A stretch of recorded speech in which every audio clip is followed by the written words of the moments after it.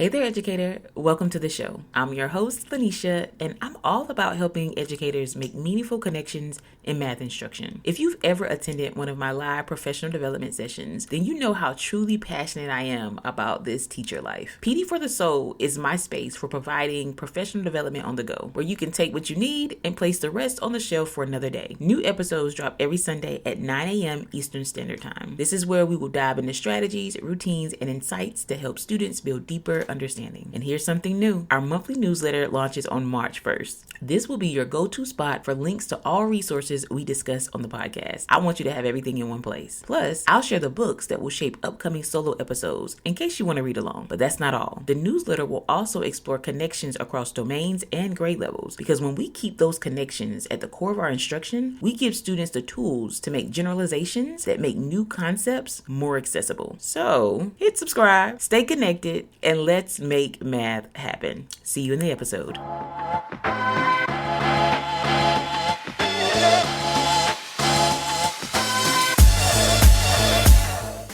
Hey educators, and welcome back to the show. I'm your host, Lanisha, and over the next couple of months, the solo episodes will be influenced by the Math Pact, Achieving Instructional Coherence Within and Across Grades by Bush, Karp, and Daugherty, as well as Visible Learning by Hattie, Fisher, and Frey. My goal in this series is twofold. First, I want to highlight how the language that many of us brush off as insignificant is one of the culprits holding our students back.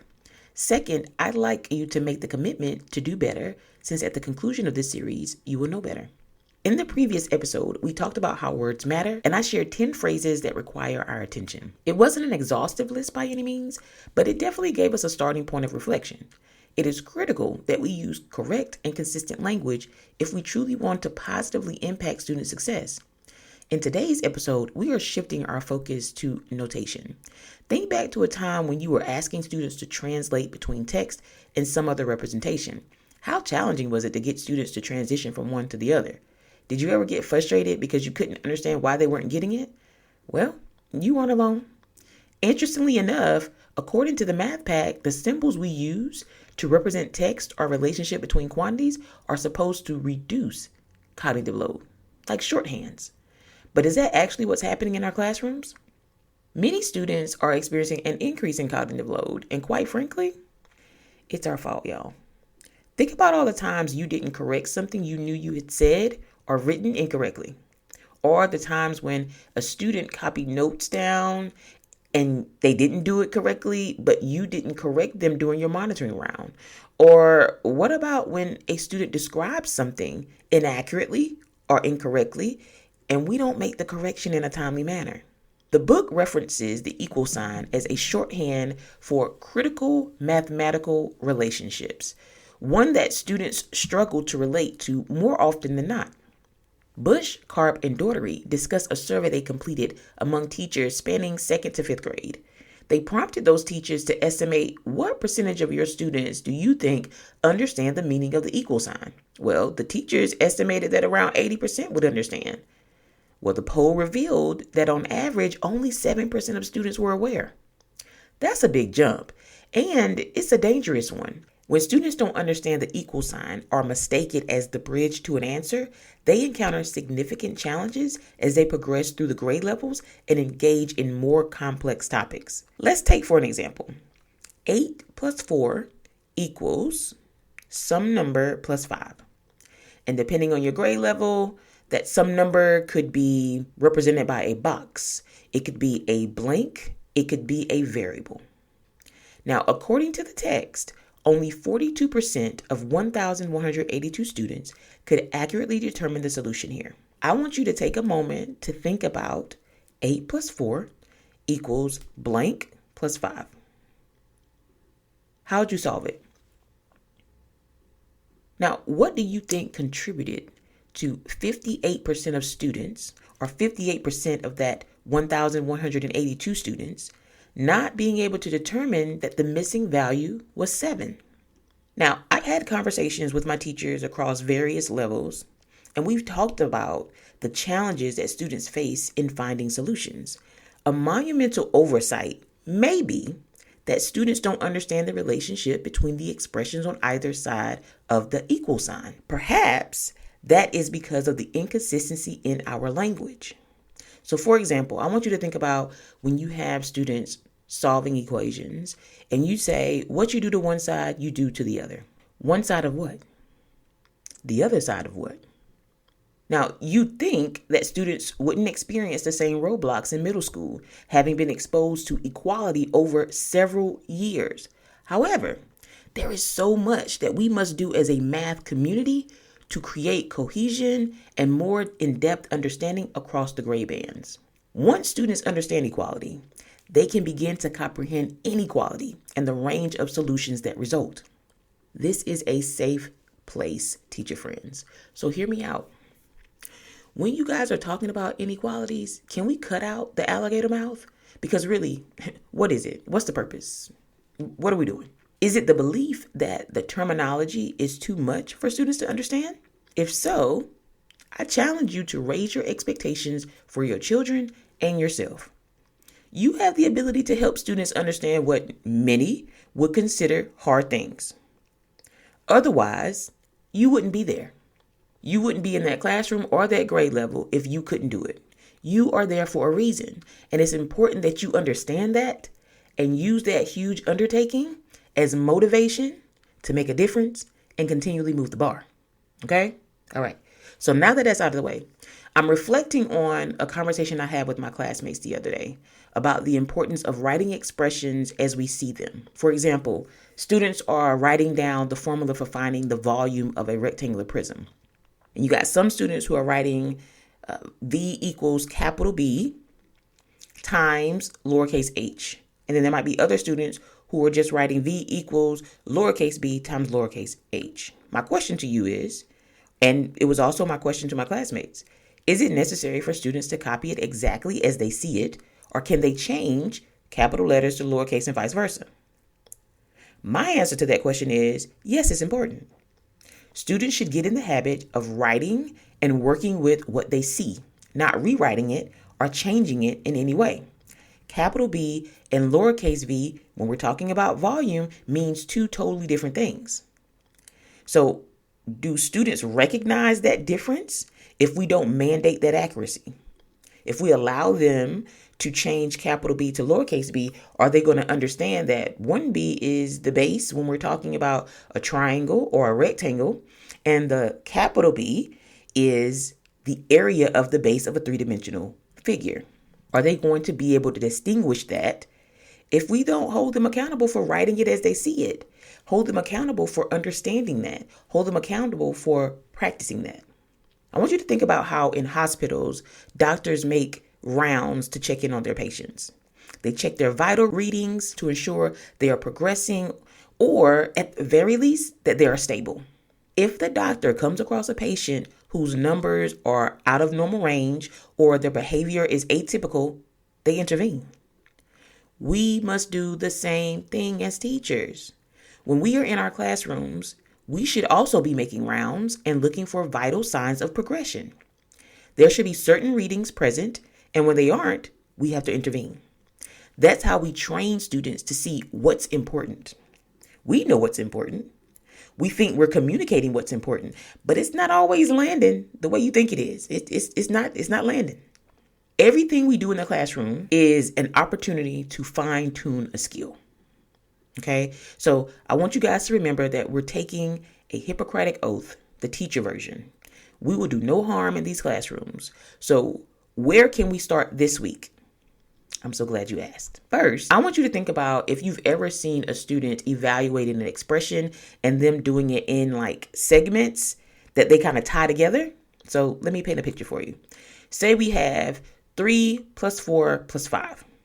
And you see students writing 3 plus 4 equals 7 plus 5 equals 12. Although we understand that students are attempting to track their thinking, what they're writing is inaccurate because 3 plus 4 does not equal 7 plus 5. Students should create separate equations instead. Many times, in our effort to maintain students' attention, we allow them to take shortcuts that sacrifice their comprehension. So I really want you to think about that. So the first step that you can take this week is make sure that when your students are showing their thinking, that what they're writing is accurate. And this doesn't mean when you're walking around the room saying, no, Johnny, that's not right. Instead, let's say, Johnny, let's make sense of what you have here. Does this make sense? Does 3 plus 4 really equal 7 plus 5? You might even need to ask Johnny, does he understand what that equal sign means? Because we don't want Johnny to be a part of that 58% from that poll, right? So we need to make sure he understands what it means. And then Johnny can make more informed decisions as he's moving forward about how to represent his thinking. Okay? All right. So let's look at the second thing you guys can do this week. I want to remind you that in the last episode in the series, I talked about the importance of reading numbers correctly. With that in mind, I want you to picture 7/10, TENTHS. What do you see? Do you see a fraction? Or do you see a decimal? If you see the decimal, do you see the 0 in the ones place, denoting that there are 0 ones? If not, you should. When we talk about consistent notation, this is one to keep in mind. And again, remember, this is inspired by the Math Pact. And we want to keep this in mind for a couple of reasons. As noted by the book, the leading 0 indicates that it is possible to have a number that's greater than 1. And in this case, we don't, right? Because it's 0, 1s, and 7/10. Now, we may not read it that way, but when we're writing it, that's what should be written. Number 2, it also lets students know that a decimal is coming.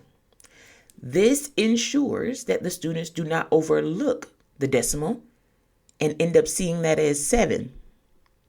And now your calculation is off because you're performing operations with 7 instead of 7/10. Okay, so let that resonate in your spirit. The next one, I've actually seen some improvements with this next one. Using units to describe measurements. The additional challenge is to be consistent and accurate with the use of square meters, square inches, square feet, square yards versus meters squared, inches squared, feet squared, yards squared. And I know that's going to be challenging because when you look at the notation, you have feet and then you have that exponent of 2. So you're just reading it from left to right, right? So these phrases, they sound similar, but they mean 2 different things. So when we talk about the first one that I mentioned, square meters, we're talking about area, the space within. 10 square meters, 100 square meters, 10 square yards. Whereas meters squared represents a side length of a square. And I'm going to include a link to an image in the show notes because I want you to see this, okay? There's definitely a difference between the two, and we got to be clear because I've been in too many classrooms and I've been a person who's been floating back and forth between saying one or the other, and I was wrong. I was wrong. So I know better. So now guess what? I'm going to do better. Absolutely. So now the last one that you can do this week to make a difference is use italics when writing the variable x. This is to clearly distinguish it from the multiplication operator that students are used to from primary grade levels. And let students know that that's what you're doing. Students are capable of so much. We just need to invite them into the learning experience by being forthcoming about the goals and about the expectations that we have for them. So again, let all of these resonate in your spirit. The following excerpt comes from Hattie, Fisher, and Frey of Visible Learning. Mathematics knowledge is one of the significant gatekeepers in modern society. Demonstrating understanding of mathematics in high school opens doors to college. Now, before I say this next part of the excerpt, I want you to think about this statement said demonstrating understanding of mathematics in high school opens doors to college. But we got to think about what foundations are we setting in elementary school? What are we building upon in middle school to help the students truly understand the mathematics they're going to experience in high school? Okay? I just needed to pause so that we can, So then the next part of it was passing college mathematics classes increases the chance that students will actually earn their degree. There are so many students who don't graduate, and a lot of it is due to the math classes. I just had a conversation last week about a student in a program who was fighting for their enrollment because they were having challenges in one of their math classes. So I just want us to think about this. Students who don't do well in mathematics often get locked out of some of the benefits that those who do well in mathematics are able to enjoy. Okay, so those longer, healthier, happier lives because you understand relationships between numbers, you're a problem solver. People who don't understand mathematics or don't do well in it, they're locked out of that. And that is not fair. People who understand mathematics have a higher quality of life. Now, this all comes from the excerpt. I did add some of my thoughts and opinions in there, but this comes from the book. And I'm sharing it with you because I really want you to think about what is the role that we play in mathematics being a gatekeeper. How do we provide access for the students in our classroom? And I'm going to tell you, one of the ways that you can provide access is being intentional with the words that you're using, being intentional in the notation that you're using and the explanation of that notation. We need to invite those kids in. We need to make sure that they are with us every step of the way. Now, how did hearing that excerpt make you feel, though? Because for me, I feel empowered to support teachers in teaching at the highest level possible. It is critical that we are consistent and accurate with our language and our notation. In that clarity, students have a greater chance of making worthwhile and lasting meaning of concepts. In addition to teaching our grade level standards, we must also build within students the standards of mathematical practices. Our best chance at helping students have a higher quality of life is by providing them with higher quality instruction. As educators, we hold the key to unlocking students' mathematical potential, and that starts with precision. Precision in our language, in our notation, and in our expectations. Every symbol, every term, and every explanation we provide either reinforces understanding or introduces confusion. Question is, which one are you doing? By committing to consistency, by correcting misconceptions in the moment, and by holding ourselves to a higher standard, we ensure that students don't just do math, they understand it. And that understanding is powerful. It shapes their confidence, their problem-solving ability, and ultimately their future opportunities. So, let's take this as a call to action. Let's do better, because now we know better, at least a little bit better. And our students deserve clarity. We have the ability to provide that. Keep pushing, y'all. Keep refining, teacher friends. And as always, I want you to keep making math happen, because you can. I'll see you in the next episode.